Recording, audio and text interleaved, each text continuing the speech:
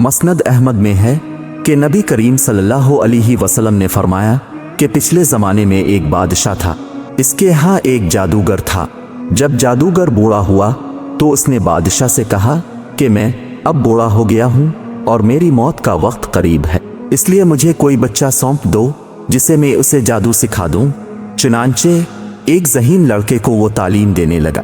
लड़का उसके यहाँ जाता तो रास्ते में एक राहिब का घर पड़ता, जहाँ वो इबादत में और वाज़ व नसीहत में मशगूल होता। ये भी खड़ा हो जाता और उसकी इबादत का तरीक़ा देखता और वाज़ सुनता। आते जाते यहाँ रुक जाया करता। बच्चे को जादूगर भी मारता और बाप भी, क्योंकि वहाँ भी वो देर से पहुँचता और यहाँ भी देर से आता। एक दिन बच्चे ने राहिब के सामने ये शिकायत पेश की। राहिब ने कहा, जब जादूगर तुमसे पूछे कि क्यों देर हो गई तो कहना कि घर वालों ने रोक लिया था, और घर वाले पूछे तो कहना जादूगर ने रोक लिया था। यूं ही एक ज़माना गुजर गया कि एक तरफ वो जादू सीखता और दूसरी तरफ अल्लाह का कलाम और अल्लाह का दीन सीखता था। एक दिन ये देखता है कि रास्ते में एक ज़बरदस्त हैबतनाक सांप बैठा है जिसने लोगों की आमदोरफ्त बंद कर रखी है। उसने अपने दिल में सोचा कि आज मौका है कि मैं इम्तिहान लूं कि राहिब का दीन खुदा को पसंद है कि जादूगर का। उसने एक पत्थर उठाकर ये कहकर इस पर फेंका कि ए खुदाया, अगर तेरे नज़दीक राहिब का दीन जादूगर की तालीम से ज़्यादा महबूब है तो इस सांप को इस पत्थर से हलाक कर दे। पत्थर लगते ही वो सांप हलाक हो गया और लोगों को रास्ता मिल गया। लड़के ने राहिब को इस वाक़ये की खबर दी तो उसने कहा कि प्यारे बच्चे, आज के दिन तुम मुझसे अफजल हो, लेकिन अब खुदा की तरफ से तेरी आजमाइश होगी और अगर ऐसा हुआ तो लोगों को मेरी खबर न करना। अब इस बच्चे के पास हाजतमंद लोगों का तांता लग गया। इसकी दुआ से हर किस्म के बीमार सेहतयाब होने लगे। जब बादशाह के एक नाबीना वजीर के कान में ये बात पड़ी तो वो बड़े तोहफे तहाइफ लेकर हाजिर हुआ और कहने लगा, अगर तू मुझे शिफा दे दे तो ये सब तोहफे तुझे दूंगा। बच्चे ने कहा कि शिफा मेरे हाथ में नहीं, शिफा देने वाला अल्लाह ताला की ज़ात है। अगर तू इस पर ईमान लाने का वादा करे तो मैं तुम्हारे लिए दुआ करूंगा। उसने इकरार किया और बच्चे ने दुआ की तो अल्लाह ने इसे शिफा दे दी। वो बादशाह के दरबार में आया तो उसकी आंखें बिल्कुल रोशन थीं। बादशाह ने मुताजिब होकर पूछा, तुझे आंखें किसने दी? उसने कहा, मेरे रब ने। बादशाह ने कहा, यानी मैंने दी है। वजीर ने कहा, नहीं नहीं, मेरा और तेरा रब सिर्फ अल्लाह है। अब बादशाह ने इस पर जुल्म शुरू कर दिया।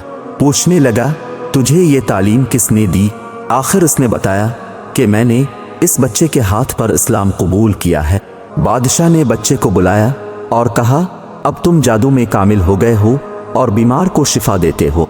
उसने कहा, यह बात गलत है, मैं किसी को शिफा नहीं दे सकता और ना मैं जादूगर हूँ, बल्कि शिफा रब के हाथ में है। वो कहने लगा, रब तो मैं हूँ। बच्चे ने कहा, हरगिज़ नहीं। बादशाह ने कहा, फिर तुम मेरे सिवा किसी और को रब मानते हो? बच्चे ने कहा, मेरा और तेरा रब अल्लाह है। इस पर बादशाह ने बच्चे को सजाएं देनी शुरू कर दी, यहाँ तक कि राहिब का पता लगा लिया और राहिब को कहा, अभी इस्लाम छोड़ दे। जब राहिब ने इनकार किया तो उसे आरे से चरवा दिया। फिर इस नौजवान बच्चे से कहा, तो भी इस्लाम से फिर जा। उसने भी इनकार किया तो बादशाह ने अपने सिपाहियों को हुक्म दिया कि उसे पहाड़ की चोटी पर ले जा। अगर दीन से बाज आ जाए तो अच्छा है, वरना वहीं से धक्का दे देना। चुनांचे सिपाही इसे ले गए और जब उसे धक्का देना चाहा तो उसने अल्लाह से दुआ की, ए अल्लाह, जिस तरह तो चाहे मुझे इससे निजात दे। इस दुआ के साथ ही पहाड़ हिला और सब सिपाही लुढ़क गए, सिर्फ बच्चा बाकी बचा। वहां से बच्चा बादशाह के पास गया। बादशाह ने कहा, यह क्या हुआ? मेरे सब सिपाही कहाँ हैं? बच्चे ने कहा, अल्लाह ने मुझे बचा लिया और वो सब हलाक हो गए। बादशाह ने दूसरे सिपाहियों को हुक्म दिया कि उसे कश्ती में बैठाकर समंदर में फेंक दो।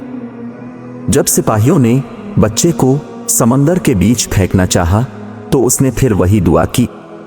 दुआ के साथ ही मौज उठी और सारे सिपाही हलाक हो गए।